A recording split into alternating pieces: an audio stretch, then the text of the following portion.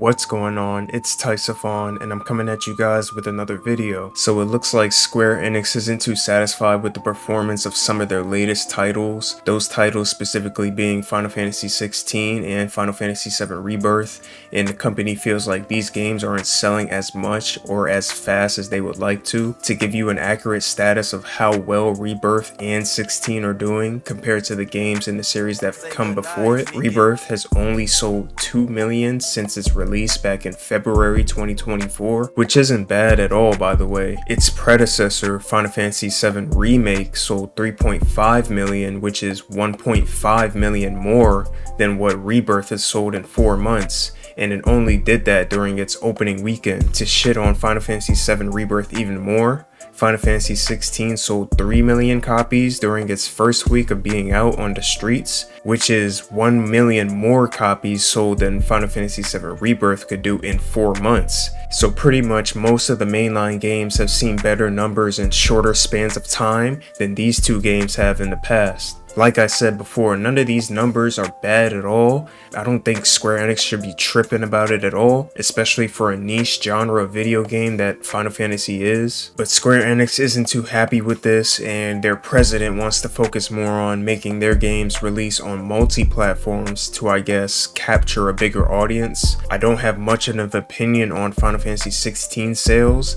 As for Final Fantasy 7 Rebirth sales, I think it largely has to do with Final Fantasy 7 Remake, leaving a lot of players feeling lost and puzzled on how the story for the game is going to play out. I mean, after beating Final Fantasy 7 Rebirth, outside of feeling emotional about what happens at the end of the game, it didn't really give me that, man, I can't wait for part 3 of the remake to finally drop feeling. Each installment just keeps getting more and more confusing because of how drastically different the game is playing out compared to the original game, the game that everybody fell in love with, you know? I guarantee you there are players out there who are expecting to get the same exact experience like they did with the original all over again, but in 4K HD, just for Square to kind of add all of these crazy elements to an already well executed story. I've also seen lots of people say things like, I'm not gonna buy the game until the game drops on PC because of the performance issues on console, and I also want to play with all the mods that come with having the PC version. Especially seeing how well received Remake was after it dropped on PC, I don't think this theory is too far-fetched. You also have to take into consideration that a lot of people still don't have a PS5 and would rather play on PC instead of a console. Much more people at the time of Remake's release had a PS4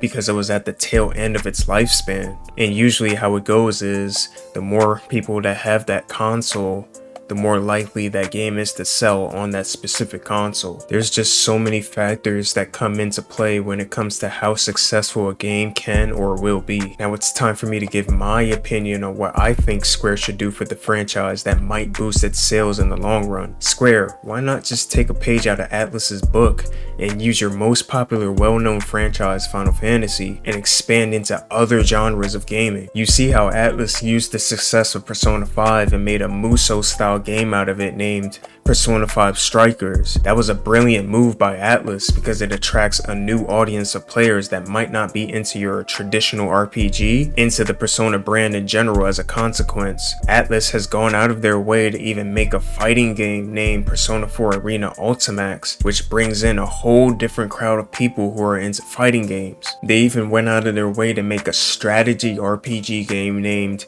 Persona 5 Tactica, which attracts people who aren't into turn-based RPGs, but like a more Fire Emblem style of RPG. That's more eyes onto your brand, your characters, your franchise, etc. We haven't had a game like this since Final Fantasy XII Revenant Wings. Atlus even did what you guys did, which was make a game that's almost like a celebration of the series, that game being Persona Q and Persona Q2. In Square, you did this perfectly with the Dissidia Final Fantasy series, making an arena fighter out of your characters, which I'm sure attracted a lot of of fighting game players. And I'm sitting in the Dissidia waiting room hoping you guys give this series of games another try. Maybe take a risk and create a 2D fighter with all popular Final Fantasy characters in it. Go ahead and add a battle pass or other microtransactions that aren't overpriced like the ones in Dissidia NT, of course, so people can support the game after its release. Do you know how cool it would be if Square Enix came out with a Warriors style game with just Final Fantasy characters in it fighting hordes and waves of enemies with online play? That sounds like a day one, week one, month one purchase for me. And this is coming from someone who doesn't even like Musou games like that. This might sound crazy, but a racing game with Final Fantasy characters in it. Tell me that wouldn't be hot fire. Even crazier, a Mega Man platformer style of game,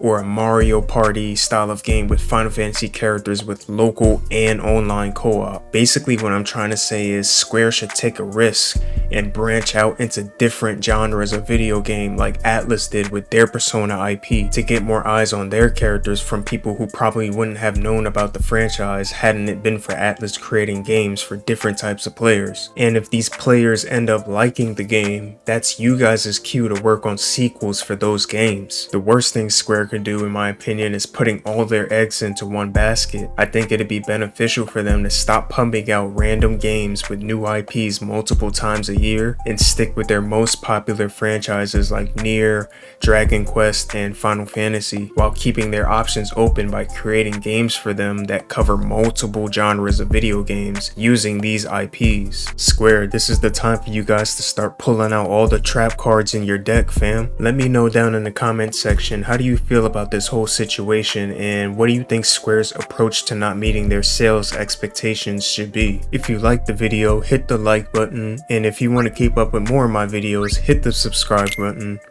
This has been Taisophon, and I'm out, people. Later.